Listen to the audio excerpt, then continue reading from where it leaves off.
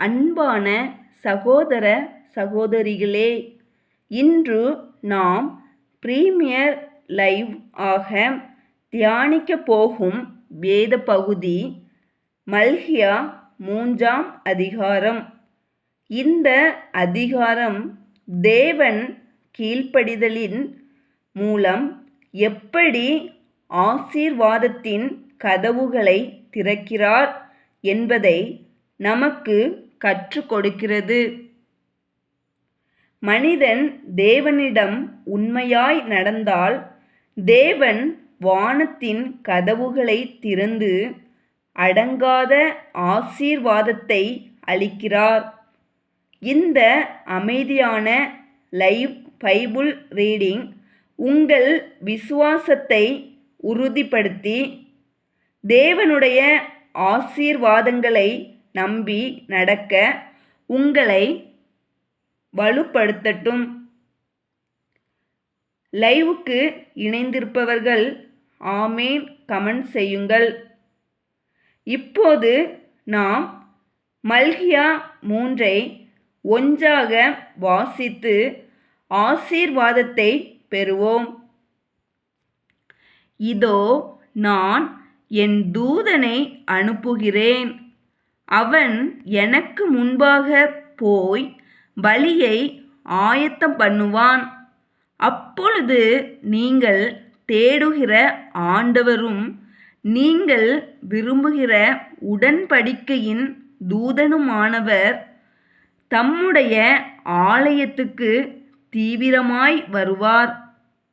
இதோ வருகிறார் என்று சேனைகளின் கர்த்தர் சொல்லுகிறார்.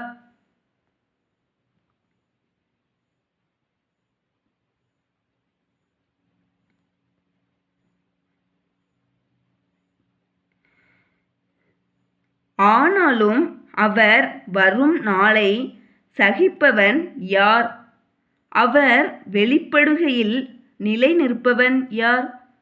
அவர் புடமிடுகிறவனுடைய அக்கினியைப் போலவும் வண்ணாருடைய சவுக்காரத்தைப் போலவும் இருப்பார்.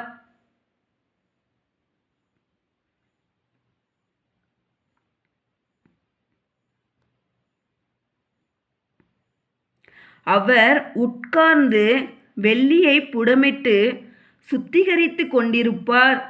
அவர் லேவியின் புத்திரரை சுத்திகரித்து அவர்கள் கர்த்தருடையவர்களாயிருக்கும்படிக்கும் நீதியாய் காணிக்கையை செலுத்தும்படிக்கும் அவர்களை பொன்னைப் போலவும் வெள்ளியைப் போலவும் புடமிடுவார்.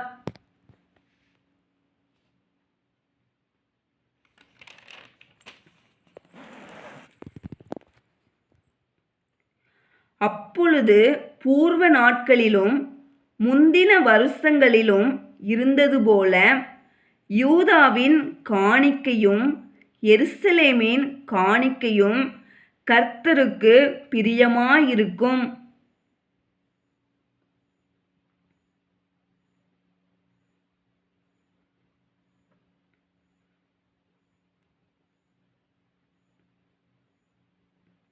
நான் நியாய தீர்ப்பு செய்யும்படி உங்களிடத்தில் வந்து சூனியக்காரருக்கும் விபசாரருக்கும் பொய்யானை இடுகிறவர்களுக்கும் எனக்கு பயப்படாமல் விதவைகளும் திக்கற்ற பிள்ளைகளுமாகிய கூலிக்காரரின் கூலியை அபகரித்து கொள்ளுகிறவர்களுக்கும் பரதேசிக்கு அநியாயம் செய்கிறவர்களுக்கும் விரோதமாய் தீவிரமான சாட்சியாயிருப்பேன் என்று சேனைகளின் கர்த்தர் சொல்லுகிறார்.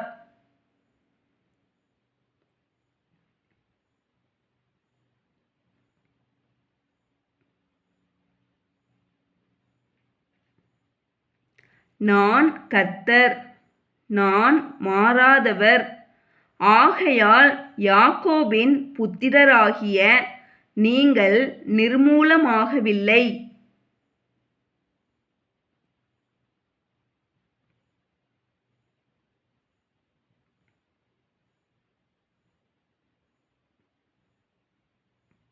நீங்கள் உங்கள் பிதாக்களின் நாட்கள் தொடங்கி என் கட்டளைகளை கைக்கொள்ளாமல் அவைகளை விட்டு விலகி போனீர்கள்.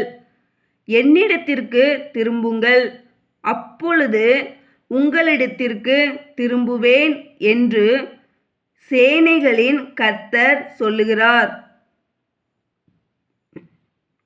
நாங்கள் எந்த விஷயத்தில் திரும்ப வேண்டும் என்கிறீர்கள்?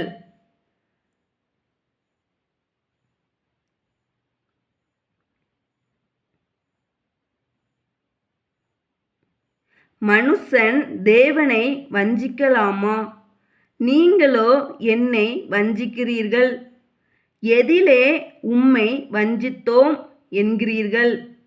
தசம பாகத்திலும் காணிக்கைகளிலும் தானே.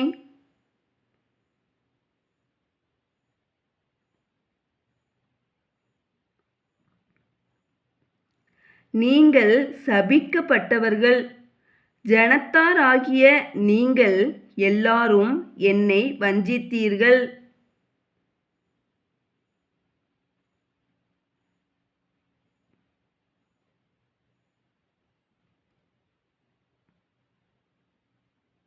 என் ஆலயத்தில் ஆகாரம் உண்டாயிருக்கும்படி தசம பாகங்களை எல்லாம் பண்டசாலையிலே கொண்டு வாருங்கள்.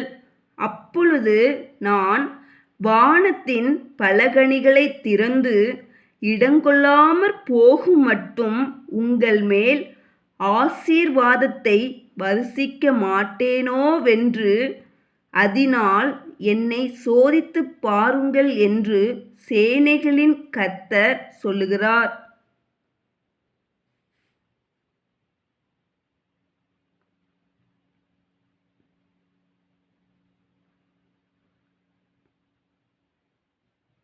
பூமியின் கனியை பட்சித்து போடுகிறவைகளை உங்கள் நிமித்தம் கண்டிப்பேன்.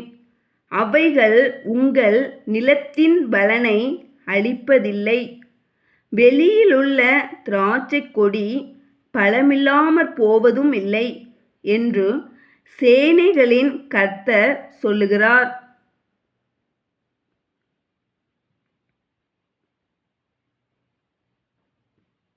அப்பொழுது எல்லா ஜாதிகளும் உங்களை பாக்கியவான்கள் என்பார்கள். தேசம் விரும்பப்படத்தக்கதாயிருக்கும் என்று சேனைகளின் கர்த்தர் சொல்லுகிறார். நீங்கள் எனக்கு விரோதமாய் பேசின பேச்சுகள் கடினமாயிருக்கிறது என்று கர்த்தர் சொல்லுகிறார். ஆனாலும் உமக்கு விரோதமாக என்னத்தை பேசினோம் என்கிறீர்கள்? தேவனை சேவிப்பது விருதா. அவருடைய கட்டளைகளை கைக்கொள்ளுகிறதினாலும் சேனைகளின் கர்த்தருக்கு முன்பாக துக்கித்து நடக்கிறதினாலும் என்ன பிரயோஜனம்?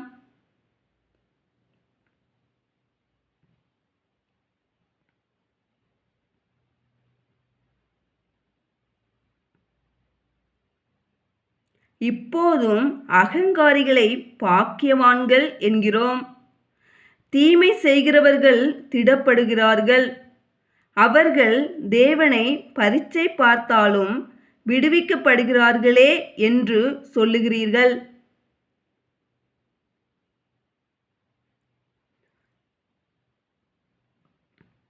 அப்பொழுது கர்த்தருக்கு பயந்தவர்கள் ஒருவரோடொருவர் பேசிக்கொள்வார்கள்.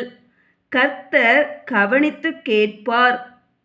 கர்த்தருக்கு பயந்தவர்களுக்காகவும் அவருடைய நாமத்தை தியானிக்கிறவர்களுக்காகவும் ஞாபக புஸ்தகம் ஒன்று அவருக்கு முன்பாக எழுதப்பட்டிருக்கிறது.